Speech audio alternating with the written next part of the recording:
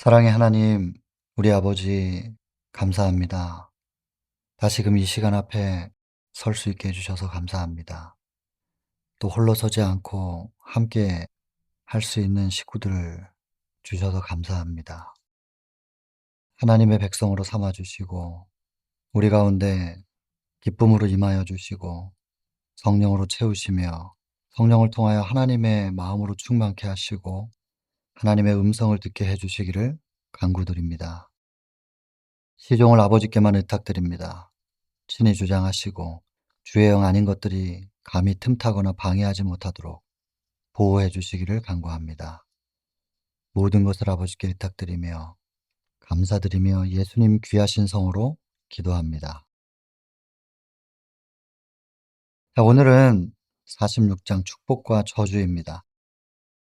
여러분들은 지금 이 부조화 선지자 1장부터 46장까지 오는 과정 속에서 이 목차를 다 외우셨을 것이라고 생각합니다.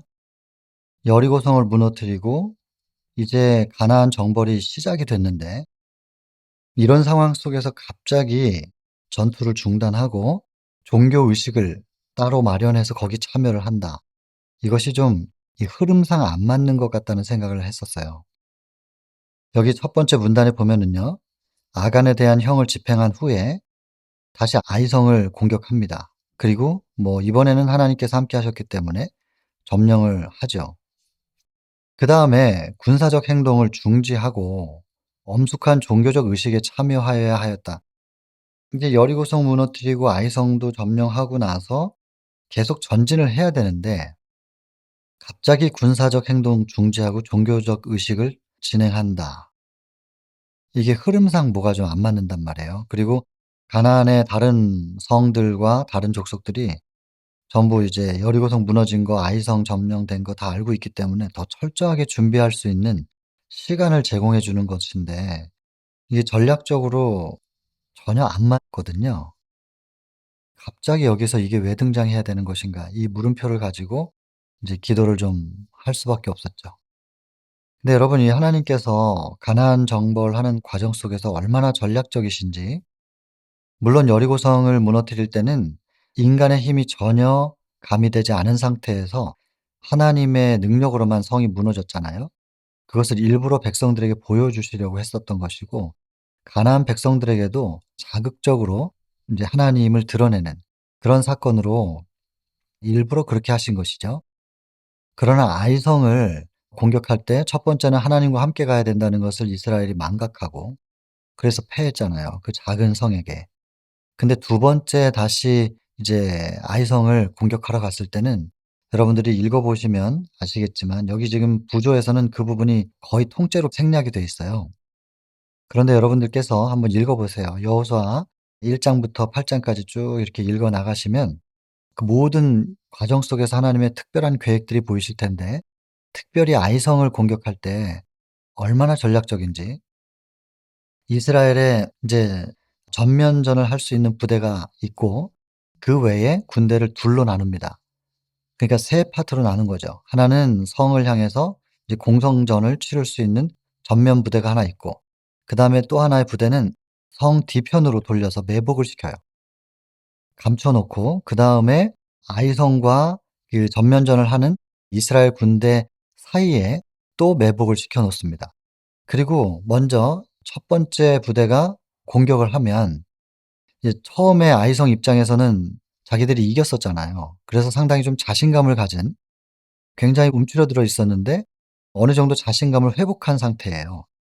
그리고 인제 다시 이스라엘이 공격해 들어올 때 이제 전투가 시작되고 이스라엘이 불어 도망가는 척한단 말이에요. 그러니까 자신감이 좀 올라가 있었던 아이성에서는 다시 문을 열고 이제 '또 이길 수 있겠다.' 생각하고 이제 성문을 열고 이제 따라가요. 그렇게 따라가는 사이에 성이 비었잖아요. 그 사이에 성 뒤에 숨어 있었던 이스라엘 군대가 성 안으로 들어가서 성을 점령해 버립니다. 그리고 어느 정도 성 안에서 불길이 올라오자 이제 여호수아의 군대는 다시 뒤로 돌아서 다시 전투가 시작되는 거예요. 그때 이스라엘과 아이성 군대 사이에 매복해 있었던 이스라엘이 또 공격에 가담을 하게 되죠. 그러니까 성은 불타고 있지. 굉장히 당황스러웠을 텐데 도망가던 이스라엘이 뒤로 돌아서 자기들에게 공격을 하고 사기가 전혀 떨어져 있지 않은 상태죠, 이스라엘은. 왜냐하면 일부러 그렇게 한 거니까. 정말로 두려워서 도망간 게 아니라 일부러 그렇게 한 거기 때문에 전혀 사기가 떨어져 있지 않은 상태로 공격을 해 오고, 거기다가 또 예상하지 못했던 매복 군대가 또 거기에 동참을 하면서 공격을 받으니까 아이성 사람들은 굉장히 당황을 할 수밖에 없었죠. 그리고 전멸합니다. 이런 그 작전은 여리고성을 무너뜨릴 때하고는 또 전혀 다른 형태죠. 그래서 첫 번째는 상징적으로 하나님께서 딱 하나님의 능력으로만 가나안을 정복할 수 있다는 것을 보여주신 것이고, 그걸 잊어버리지 말라. 그러나 그 여리고성을 돌 때도 군대에 가장 앞에 섰었던 것은 훈련받은 군사들이었습니다. 물론 그들의 용맹함을 전혀 쓸 일이 없었지만, 그러나 인간이 아무것도 안 해도 된다는 그런 뜻은 아니었습니다. 그다음에 나팔, 그다음에 법궤, 그다음에 백성들, 이렇게 따라갔지 않습니까? 그 순서가 있는 건데, 인간의 시도가 없으면 안 되고 믿음은 표현을 해야 되니까요. 홍해를 향해서 발을 내디딘 것처럼, 전진했을 때 홍해가 갈라진 것처럼 인간의 믿음의 표현이 필요합니다. 그다음에 기별, 나팔이 필요하고요. 그다음에 율법이 따라가죠. 기별화된 삶. 나팔만 외치고 율법이 우리의 삶을 통해서 드러나지 않으면 그거는 그야말로 수치예요. 하나님께 수치를 돌리는 것이죠. 그런데 믿음의 표현과 기별과 율법에 입각한 기별화된 삶이 등장하면서 백성들이 따라가는 요 순서도 의미가 있죠. 그리고 여리고성을 돌고 이제 여리고성 무너졌던 거죠. 또 마찬가지입니다. 아이성도 인간이 전혀 아무것도 하지 않은 상태에서 그냥 하나님께서 다 해 주시는 것이 아니라 인간도 노력을 하는 거죠. 해야 될 것은 하는 거예요. 그래서 상당히 전략적으로 아이성을 점령을 하게 되는 것이죠. 이런 그 전술 전략들은 손자병법이나 삼국지 같은 세계 전쟁사에도 이제 좀 등장하는 전법들인데, 몇 번 말씀드리긴 했지만은 과거에 저 신앙하기 전에는 이제 손자병법이나 이제 삼국지 같은 책은 이제 필독으로 읽고 그리고 거의 외우다시피 반복해서 보고 그랬었던 건데 굉장히 흥미진진했었죠. 그런데 이제 신앙을 하고 제가 대쟁투 총소를 만나 봤을 때 정말 놀라웠던 것이죠. 이거는 병법책입니다. 그냥 한마디로 선악간의 전쟁, 하나님과 사단과의 전쟁이 어떻게 치러지며 그것을 어떻게 승리할 수 있는지, 그것이 적혀져 있는 병법책.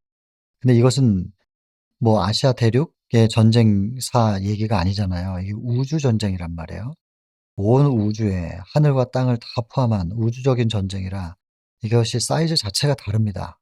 엄청나게 크고 전술 전략이 지혜도 비교할 수가 없는 것이고, 그래서 대쟁투 총소는 이렇게 표현하면 좀 그렇지만 정말 흥미진진한, 하나님께서 어떻게 이겨내실 것인가. 그리고 늘 이겨내셨단 말이에요. 하나님은.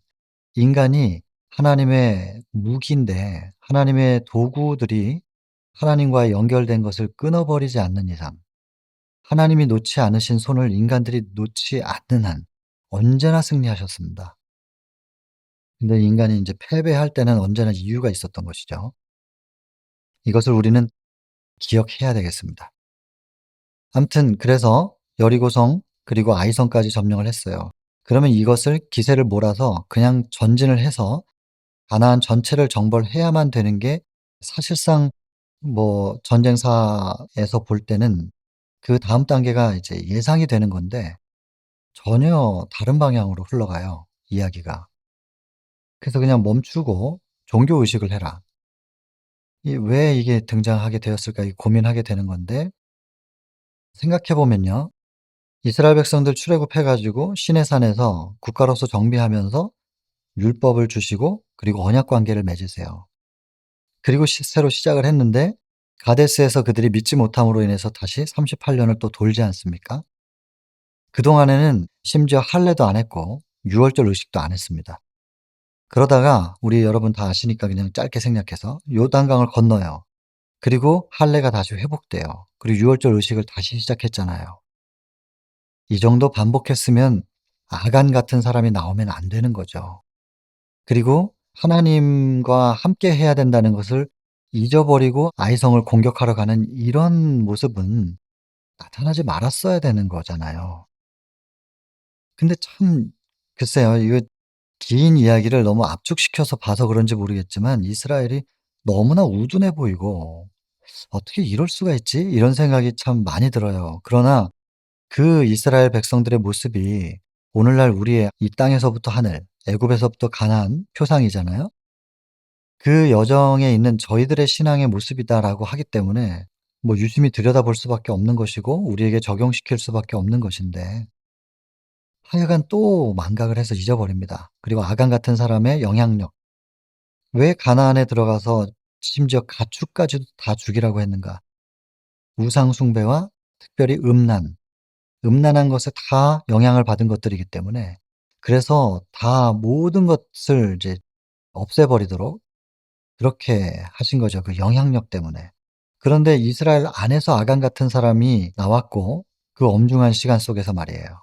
여리고성이 어떻게 무너졌는데 그 무너진 성의 잔해들을 넘어서 들어가서 모든 걸 불태우고 해야 될 상황 속에서 자기 걸 챙기냔 말이에요. 이런 아간 같은 사람이 나온 이것의 영향도 인제 하나님께서는 제거하실 수밖에 없는 것이죠. 근데 그 상황에서 인제 아이성한테 패했잖아요. 그리고 나서 만약에 세겜 땅에 가서 이렇게 종교 의식을 했었으면은 좀 상황은 다릅니다. 가나안 쪽에 승리의 사례를 하나 만들어 준 꼴이 되기 때문에 그건 빨리 처리해야 되는 거죠.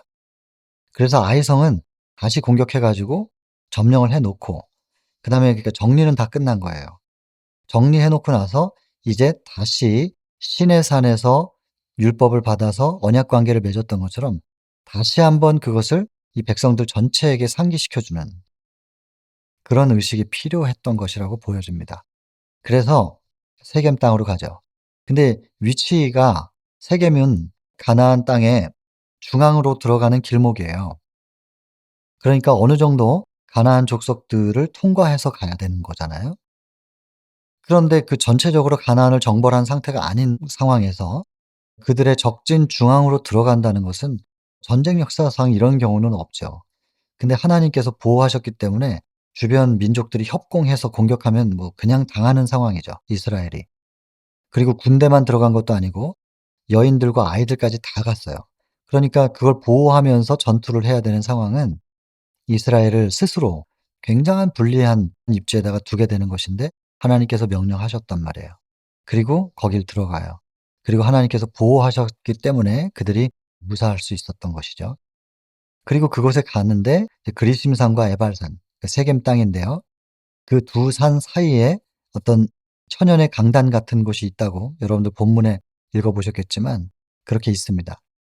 그래서 양쪽에 인제 그 산들이 있어서 그 천연의 강당 같은 그렇게 좀 넓은 공간에 한 200 만이 다 모이게 되고 거기서 소리를 내면 양쪽에 이제 그 두 산이 울림을 만들어 줘 가지고 전체가 다 들을 수 있게 되는 그런 상황이었다고 하죠. 그 환경을 그렇게 묘사를 하고 있습니다.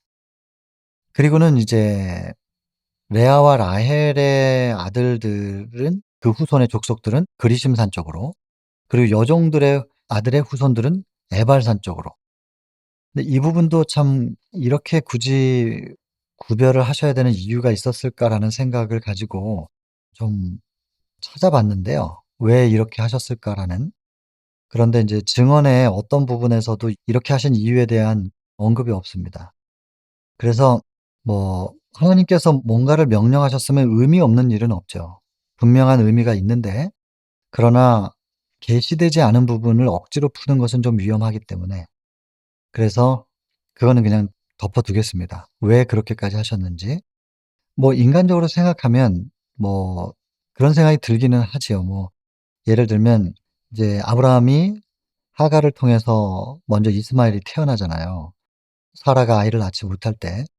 근데 하갈은 사라의 종이었는데 아들을 낳고 나서 하갈이 이제 교만해져 버리죠. 그리고는 자기 주인인 사라를 무시해요. 그러니까 사라가 그때 이제 스트레스를 받을 수밖에 없는 거죠. 사실상 만약에 하갈이 그렇게 안 했으면 사라는 이스마엘을 사랑했겠죠. 왜냐하면 하갈을 아브라함에게 준 것이 인제 사라였기 때문에. 그리고 후손을 낳으라고 종을 통해서라도. 그래서 그 이스마엘을 사랑하고 아마 양육하는 데 같이 대단히 크게 협력했을 거예요. 근데 하갈이 아들을 낳은 것만으로 만족하지 않고 사라의 자리까지도 탐하는 그런 상황이 됐잖아요. 그래서 결국에는 하갈은 쫓겨납니다. 근데 처음에 인제 집을 나가죠. 그 구박을 받으니까. 나갔다가 천사가 나타나 가지고 이 주인에게 순종하라고 그렇게 안내를 받는단 말이에요. 그러니까 이제 하나님의 뜻은 이제 사라한테 있었던 것이고 하갈은 자기의 위치를 잊어버리면 안 되는 거였던 것이죠.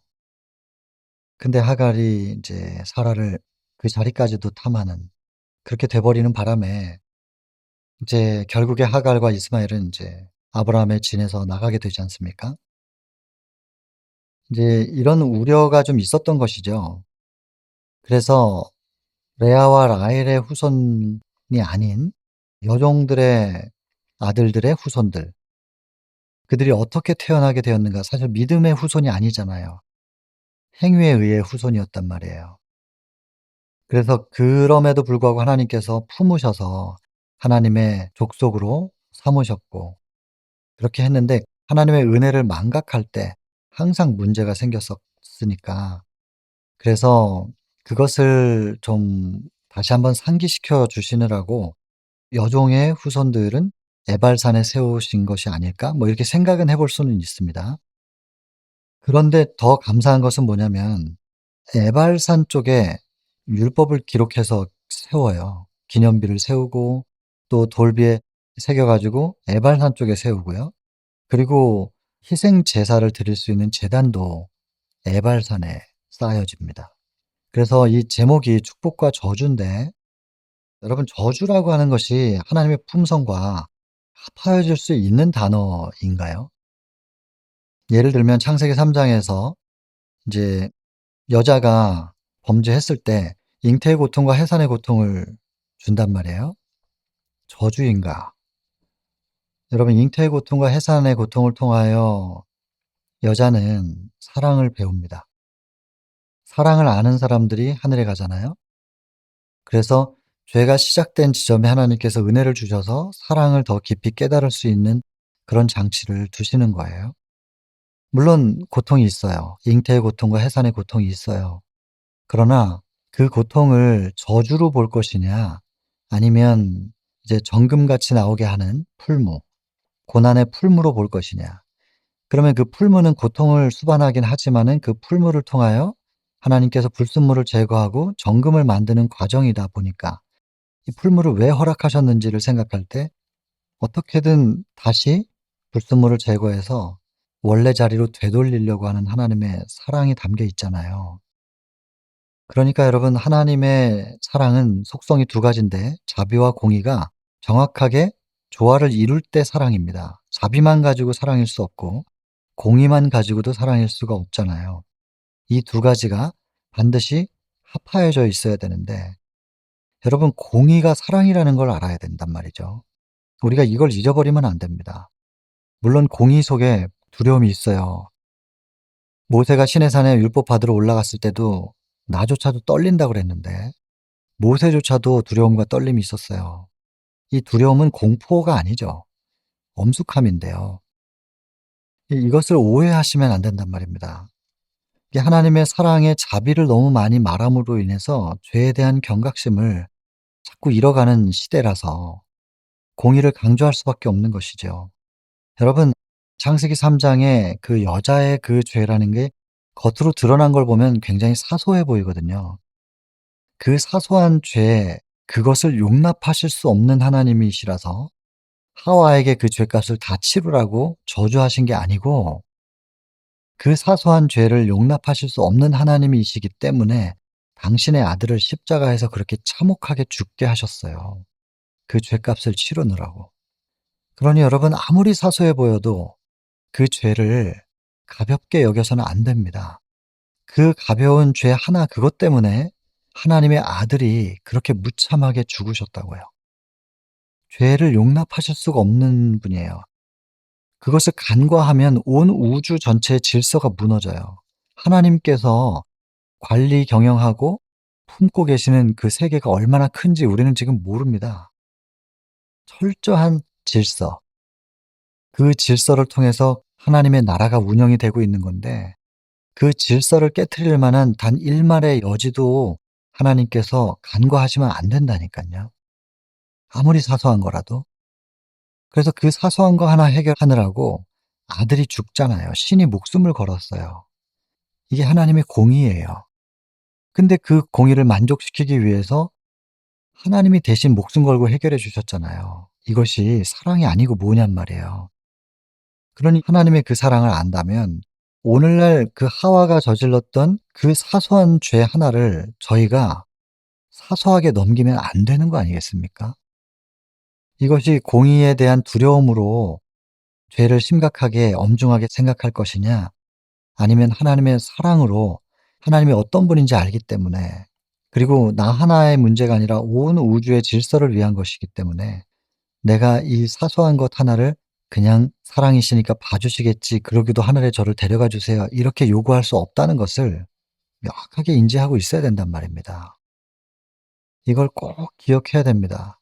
사랑의 자비를 생각하면서 괜찮겠지가 안 돼요. 공의를 생각하면서 두려움만으로 하나님을 바라보는 것은 하나님의 슬픔이고 우리가 그렇게 하나님을 바라보기를 바라시는 분이 아니시잖아요. 회초리를 들고 있지만 그 속에 하나님의 슬픔과 눈물, 우리보다 더 고통스러워하시는 그 마음 아픔을 좀 헤아려 주기를 바라시지 않겠어요? 여러분, 하나님은 사랑이시지만 죄를 용납하실 수 없는 분입니다. 이걸 이해해 드려야 된다는 것이죠. 그래서 저주를 상징하는 에발산 쪽에다가 율법도 세우고 과거에는 돌비에 새긴 것도 그렇고 모세가 받아올 때 그다음에 책에 기록한 것도 다 성소에 있었으니까 사람들이 수시로 펼쳐보고 그럴 수는 없었잖아요. 근데 이제 그것을 아예 기록을 해 가지고 세워뒀단 말이에요. 마음만 먹으면 가서 볼 수 있게끔, 확인할 수 있게끔. 십계명도 그리고 그 외에 율례들도 전부 다 따로 다 새겨 가지고 거기다 두신 거죠. 뭐 그걸 다 기록했다고 뭐 많아서 '돌비에 다 기록했을까?' 뭐 이런 생각도 들긴 하지만 아무튼 율법을 잊어버리지 않게끔 할 수 있는 장치를 하나님께서 두신 것입니다. 그리고 율법은 항상 언약을 수반하는데 이 하나님 나라의 질서를 준수하겠습니다라는 조건으로 하나님 나라의 백성이 되잖아요. 그러니까 율법은 언약과 항상 함께 근데 그 언약을 준수하지 않았을 때 뭐 망각하거나 게을러서 그것을 가볍게 여겨 버렸을 때 항상 하나님께서는 풀물을 주실 수밖에 없었단 말이에요. 다시 불순물을 제거하고 정신을 차리고 일으켜 세우시려고. 대신에 우리에게 다시 한번 기회가 주어지기 위해서는 우리의 죄값을 치르는 피가 반드시 흘려져야만 되기 때문에 희생 제단도 에발산 쪽에다 세워졌다는 거. 그래서 여러분 축복과 저주 제목이 이 두 가지인데 저주라고 하는 것이 하나님 품성의 하나의 속성이다. 저는 그렇게 보기는 어렵다고 봅니다. 축복하시는 하나님이지만 동시에 죄를 간과할 수 없는 하나님. 그래서 하와에게 내린 잉태의 고통, 해상의 고통은 저주가 아니라 풀무였다. 고난의 풀무를 통하여 불순물을 제거하는 사랑이었다고 저는 봐야 된다고 생각하지요. 그러면서 동시에 그 사랑을 자꾸 부각시키면서 하나님이 사랑이니까 봐줄 수 있겠지? 이 정도 죄는 넘어가 줄 수 있겠지? 이런 생각은 절대로 안 된다는 것입니다. 용납할 수 없다는 것입니다. 죄는 아무리 사소한 거라도. 여러분 이것을 잘 조화롭게 여러분들께서 이해하시고 이 46장 축복과 저주 이 챕터를 마음에 꼭 좀 깊이, 깊이 새겨야 되리라고 생각이 듭니다. 여러분들께 제가 이렇게 말씀을 드린다는 것은 제가 이미 이 축복과 저주라고 하는 이 챕터의 중요성을 제 마음에 새겼다는 것이거든요. 처음엔 좀 이해가 안 됐어요. 왜 45장에서 47장으로 바로 넘어갔어야 되는 건데 굳이 축복과 저주 이 부분이 왜 필요한가? 굳이 세겜 땅에 가서 왜 이렇게 종교 의식을 행했어야만 했는가? 그것도 아이들, 여자들 전부 다 동원해 가지고 위험한데 이해가 좀 안 됐었는데 예 알고 나니 너무너무 중요한 챕터인 거예요. 가나안 정벌을 이제 시작하는 지점에서 아간 같은 사람이 나왔고 아이성 전투에서 패배하고 이런 것 상황 속에서 순종하고 따르면 여리고성을 무너뜨린 것처럼 계속해서 승리할 수 있고, 만약에 잊어버리면, 그리고 언약을 깨뜨리면 그 아이성 작은 성에게 패배한 것처럼 너희는 무너질 것이다. 둘 중에 어느 쪽을 선택할 것이냐. 다시 한번 상기시켜 주는 것입니다. 엄숙하게 율법을 세우고 다시 한번 언약을 확인하고, 그리고 나서 가나안 정벌을 다시 시작하자. 여러분, 도대체 몇 번을 다시 시작해요? 하나님께서 다시 시작해가 출애굽부터 해서 그대로 쭉 승리로 갈 수 있었는데, 백성들 때문에 다시 돌려 가지고 또다시 좀 정신 차리면 다시 시작하고, 그다음에 또 좀 뭐 좀 할 만하면 하면 또 백성들이 또 잊어버려요. 또다시 상기시켜 가지고 다시 시작하고, 몇 번을 다시 시작하냐고요. 기다리세요. 하나님이 계속해서 기다리고 또 자비를, 아간을 죽일 때 잔인했던 것 같지만 그게 아니잖아요. 또다시, 또다시 끊임없이 자비를 주십니다. 다시 시작할 수 있게. 하나님이 절대로 너무하신 분이 아니고 이스라엘 백성들이 정말 너무한 거예요. 근데 이 모습이 오늘날 우리의 모습이라고 하니 우리가 얼마나 우리 자신들을 돌아보고 더 철저한 회개로 들어가야 될 것인가. 그리고 배은망덕한 우리들의 현재 신앙을 용납하시는 하나님의 사랑 앞에 눈물로 감사를 드려야 할 것인가. 그런 생각들이 드는 것이죠. 모세가 신명기에서요, 두 번씩이나 언급을 했다고 돼 있죠. 이런 종교 의식이 필요하다는 거. 그러나 그것이 가나안 정벌이 다 끝난 다음에 했어도 되는 것이 아니었을까 생각해요. 전쟁의 흐름으로 볼 때는 그렇습니다. 지금 이제 막 전쟁이 시작돼 가지고 근데 적진 가운데로 들어가서 이 종교 의식을 행한다는 것은 이제 흐름상 좀 뭐가 안 맞지만, 그럼에도 불구하고 아간과 아이성의 전투에서 실패한 것을 생각한다면은 '예, 지금이어야 되겠구나.' 이제 본문을 보면요. 이건 본문은 짧습니다. 지금 제가 거의 다 말씀드렸고, 뭐 이 지정된 장소가 원래 의미 있는 장소였다는 거, 네, 천연의 강단, 그다음에 요 부분, 요 중요한 문단입니다. 말씀 아까 다 드렸는데요. 에발산 쪽에다가 제단을 쌓았다는 거, 십계명뿐 아니라 책에 기록한 율법들이 다 포함되어 있고, 그다음에 희생 제물을, 제사를 에발산 쪽에서, 저주가 선포된 에발산에 제단을 쌓았다는 사실은 율법을 범한 까닭으로 분노를 초래했다는 것을 꼭 기억해야 됩니다. 하나님의 죄에 대한 분노는 뭐 어떻게 표현할 길이 없죠. 그러나 동시에 그리스도의 속죄가 같이 이제 담겨져 있는 것이죠, 그 의미 속에. 그래서 희생 제단을 에발산 쪽에서 드리잖아요. 사랑입니다, 여러분. 하나님은 사랑이십니다. 꼭 기억해야 될 겁니다. 하나님은 사랑이시다. 자, 여기서 에발산에 은혜가 더했다는 것은 이걸 중요하게 생각해야 되고, 계명과 율례, 기념비, 그리고 제단, 희생제물, 그리고 저주와 심판 있지만 그러나 속죄가 함께. 우리가 시편 51편에서도 그런 의미가 있지 않습니까? 3 절에 "저는 저의 죄가를 아는데 저의 죄가 항상 제 앞에 있나이다." 내 앞에 있는 그 죄라고 하는 그 단어의 의미 속에는 하타하죠. 하타. 히브리어 원문에 하타인데 그 한 단어 안에 두 의미가 같이 있습니다. 놀라운 거죠. 복음이죠. 그래서 여기서도 똑같습니다. 저주와 심판 같으나 거기에 속죄가 함께 담겨 있다는 거. 하나님은 사랑이십니다. 제발이지 하나님이 사랑이라는 걸 기억해야 됩니다. 그리고 사랑이신 하나님의 그 가슴 절절한 우리를 향한 호소, 그것을 기억할 때 우리는 아무리 사소한 죄라도 간과할 수 없다는 것. 예수님이 피 흘리며 처참하게 죽으실 수밖에 없었던 그 장면 앞에서 우리는 두려움을 느낄 수밖에 없습니다. 떨릴 수밖에 없는 것이고.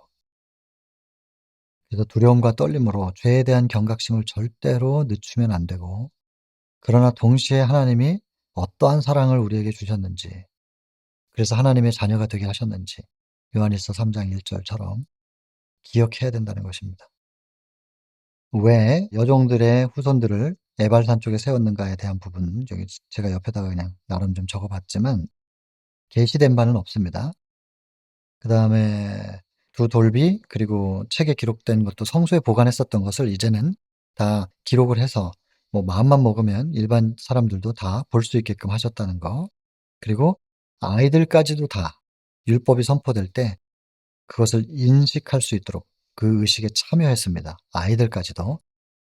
그리고 이 율법을 뭔가 기호를 삼으라 그랬어요, 손목에 매어서. 자, 그리고 율법을 새롭게 하는 이런 종교 의식은 전국적으로 7 년마다 반복하라. 절대로 잊어버리지 말라는 것이고요. 그다음에 사단은 끊임없이 하나님 말씀을 왜곡시키는데 하나님께서는 명확하게 하시고 실수하지 않을 수 있도록 가이드라인을 주셨다는 겁니다. 그리고 사단이 여러 가지로 유혹하고 공격할 때 하나님께서 당신의 날개 아래로 백성들을 모으셔서 늘 보호하시고 그렇게 말씀을 주시면서 완전한 안내자로 맡겨 주셨다. 무엇을요? 말씀을. 말씀만 따라가라. 그러면 너희가 잊어버리지 않고 말씀을 따라가고 마치 어떤 뭐 손목에 기호를 표시를 한다든지 하여튼 말씀을 잊어버리지 않고 순종하며 따라 나아갈 때 언제나 승리할 수 있다. 이것이 지금 우리에게 강조되고 있는 것이죠. 하나님께서 이끄시고 백성들이 하나님과 연결되어 있는 상태에서 따르는 순간에는 한 번도 패배하지 않았습니다. 출애굽에서 가나안까지 들어가는 과정 속에서 패한 적이 없습니다. 근데 항상 하나님을 놓쳤을 때 패했죠. 우리도 지금 사단과의 싸움에서 이길 수 있다는 것입니다. 하나님의 보호하시는 날개 아래 우리가 들어가고 말씀의 인도하심을 따라 전진하면 우리도 승리할 수 있다는 것입니다. 우리는 사단을 이길 수 없어라고 말하는 거 미혹받고 있는 겁니다. 온 천하를 꿰는 자다. 사단의 이름 중에 하나가 큰 용, 옛뱀, 마귀, 사단이라고도 하는 온 천하를 꿰는 자 이렇게 돼 있는데 꿰는 자, 미혹하는 자. 그래서 마태복음 24장 말세의 징조 가운데 가장 많이 반복되는 단어 미혹, 미혹되지 말라. 여기서도 왜곡시키고 미혹하는 거예요, 사단은. 안약을 사서 바르라고 했단 말이에요. 영적인 식별력을 말합니다. 말씀 다시 보라는 거예요. 그리고 그 말씀대로만 따라가면 우리는 승리할 수 있다. 그런데 미혹은 말씀을 제대로 깨닫지 못하게 하고 인간은 결코 죄와 싸워 승리할 수 없다. 인간이 사단과 싸워 승리할 수 없는 것이고 그래서 적당히 신앙하면 어느 정도 양쪽을 다 잡고 있어도 적당히 십자가 전의 제자들처럼 그 정도만 하면 구원받을 수 있는 거야. 그리고 하나님의 나라에 한 자리 차지할 수 있는 거야. 라고 착각하게 만드는 거. 이게 사단입니다. 말씀은 우리가 죄와 싸워 승리할 수 있다고 말합니다. 창세기 3장 15절에 최초의 범죄한 인류에게 여자의 후손으로 하나님께서 오셔서 뱀의 머리를 밟을 것이라고 약속하셨고 믿음으로 말미암는 의의 교과서라고 하는 로마서의 시작이 1장의 5절 믿어 순종케 하려고 내가 이것을 쓴다. 사단을 하나님께서 우리 발 아래 두신다. 그 말이 뭐냐면은 여자의 후손이 발로 뱀의 머리를 밟는 것. 그것이 우리에게도 이루어질 수 있게 해주시겠다는 약속이거든요. 승리는 보장되어 있습니다. 말씀대로만 따라가면. 믿어 순종케 하시려고. 로마서 16장 20절 평강의 하나님께서 속히 사단을 너희 발 아래에서 상하게 하시리라. 우리의 발에 밟혀서 상하게 사단이 우리의 발 아래 밟혀서 상하게 하실 것이다. 속히 이렇게 적혀 있습니다. 그래서 로마서 16장 20절 사단을 속히 우리 발 아래서 상하게 하시겠다고 약속하신 하나님. 이런 하나님을 믿고 나아갈 때 26절 순종할 수 있다. 결국 그게 이제 뱀의 머리를 밟는다는 거죠. 죄를 정복한다는 얘기인데요. 말씀대로 따라가기만 하면 우리는 이길 수 있다는 것입니다. 완전한 안내자이십니다. 말씀은. 여러분 이거 꼭 믿으시고 우리는 축복과 저주 가운데 항상 축복의 자리, 그리심산 쪽에 있어야 되겠다는 것이고요. 우리 모두가 그 자리에서 계속 만났으면 좋겠습니다. 자, 사단은 율법에서 우리를 돌아서게 하고 그래서 그런 사단의 수를 우리가 알고 우리는 말씀을 우리 마음에 새기는 일을 부지런히 할 필요가 있다. 종교 지도자와 교사들 그리고 밑에 보면 부모들 다 뭘 해야 되느냐? 아이들도 이해할 수 있도록 단순한 말로 이것을 가르치라. 여러분, 율법이 대단히 심오해서 뛰어난 학자들만 들여다보고 이해할 수 있는 것이라면 구원받을 수 있는 사람이 상당히 제한적이지 않겠습니까? 모든 사람들이 쉽게 이해할 수 있어야 됩니다. 그래서 복음의 진수, 믿음으로 말미암는 의, 이것은 되게 단순해야 된다는 거예요. 그냥 믿었을 때 어떻게 우리 속에서 의가 이루어지는가? 율법이 요구하는 게 무엇인가? 율법이 우리를 씻어주는 건 아니잖아요. 율법은 기준이에요, 기준. 이 선을 넘으면 죽는다. 이 울타리를 넘어가면 늑대들이 너를 먹을 거야. 그래서 넘어가지 마. 이 율법은 속박하는 게 아니라 보호망이야. 율법에 대한 개념 단순하게 이해할 수 있잖아요. 보호망이라는 거, 하나님의 사랑이라는 거. 그리고 율법 안에 믿음으로 있을 때 우리 안에서 우리가 죄와 직접 싸우는 게 아니라 우리 속에 믿음으로 영접되어진 복음의 능력이 우리를 어떻게 주장하실 수 있는지, 굉장히 단순한 거 아닙니까 이거? 빛과 어둠이 공존할 수 없는 것처럼 우리가 빛을 계속 영접하고 빛을 바라볼 때 어둠이 우리 속에서 작용할 수 없는 것이다. 그래서 빛이 영접되면서 어둠을 몰아내 주시는 거지, 우리가 어둠을 어떻게 몰아낼 수 있는 건 아니다. 우리의 힘으로는 그게 안 된다. 그러나 우린 뜻을 정하고 빛을 영접하기로, 빛을 영접하려면 빛을 향해서 고개를 돌려야 되잖아요. 노뱀을 보면 산다고 했으니까 노뱀을 향해서 고개를 돌려야 되잖아요.